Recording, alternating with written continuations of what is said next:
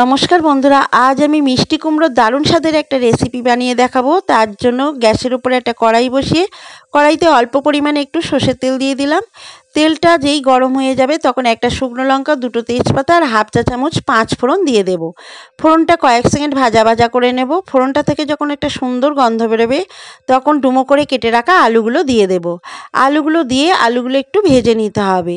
বন্ধুরা, যে কোনো নিরামিষের দিনে আপনারা এই রেসিপিটি বানিয়ে খেতে পারেন, খেতে অসাধারণ হয়। আলুটা যখন অর্ধেক ভাজা হয়ে যাবে তখন ডুমো করে কেটে রাখা কুমড়োগুলো এখানে দিয়ে দিতে হবে। কুমড়ো আর আলুটা বেশ ভালোভাবে একটু তেলের সঙ্গে ভেজে নিতে হবে। গ্যাসের ফ্লেমটাকে কিন্তু মিডিয়াম টু লোতেই রাখতে হবে। রেখে কুমড়ো আলুটা বেশ ভালোভাবে একটু ভাজা ভাজা করে নিতে হবে। কুমড়ো আলুটা যখন বেশ একটা লালচে কালার ধরে আসবে তখন এখানে দিয়ে দিতে হবে একটা জিনিস, একটু অল্প পরিমাণে হিং।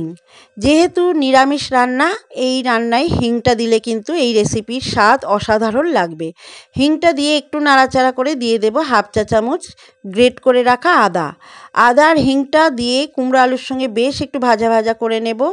বেশ ভাজা ভাজা করে নেওয়ার পর এখানে দিয়ে দেব কিছু গুঁড়ো মশলা। অল্প একটু দেব হলুদ গুঁড়ো, স্বাদ মতো দেব নুন, আর অল্প একটু লঙ্কার গুঁড়ো দিয়ে দেব।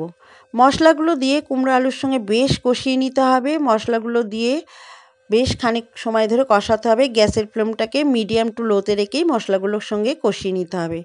যখন মশলাগুলোর সঙ্গে সবজিটা কষানো হয়ে যাবে তখন দিয়ে দিতে হবে এখানে এক মুঠো ভেজানো কাঁচা ছোলা। ভেজানো ছোলাটা দিয়ে আবার কুমড়ো আলুর সঙ্গে একটু কষিয়ে নিতে হবে। তেলের সঙ্গে একটু ভাজা ভাজা করে নিতে হবে। যখন সব কিছু কষানো হয়ে যাবে তখন দিয়ে দিতে হবে এক বাটি মতো জল। বন্ধুরা, এখানে এই রেসিপিটা খুব ঝোলা হয় না, মানে একটু গামাখা গামাখা হয়। এক বাটি মতো জল দিলেই হয়ে যাবে। জলটা দিয়ে সবজিগুলো খুব ভালো সবজির মধ্যে মিশিয়ে নিতে হবে, ডুবিয়ে দিতে হবে। দিয়ে একটা ঢাকা দিয়ে এটাকে 5 থেকে 6 মিনিট একটু রান্না করে নিতে হবে। এই সময় গ্যাসের ফ্লেমটাকে হাইতে দিয়ে দেব। হাই ফ্লেমে রান্না করে নেব। 6 মিনিট পর দেখাচ্ছি, দেখুন আমার কুমড়ো আলুর ছক্কা প্রায় হয়ে এসেছে। আলুগুলোও সেদ্ধ হয়ে গেছে। এই সময় দিয়ে দেব এক চা চামচ গুড়। আপনারা চাইলে এখানে চিনিও দিতে পারেন এক চা চামচ। আমি এখানে চিনির ব্যবহার করছি না, এখানে এক চামচ গুড় দিয়ে দিলাম। গুড়টা দিয়ে বেশ ভালো করে একটু নাড়াচাড়া করে গ্যাসের ফ্লেমটাকে অফ করে দেব। ঠিক এই রকমই রাখতে হবে গ্রেভিটা। দেখুন কত সুন্দর কালার হয়েছে আর কত সুন্দর দেখতে হয়েছে রেসিপিটা। তৈরি হয়ে গেল আমার কুমড়ো আলুর দারুণ স্বাদের একটা ছক্কা।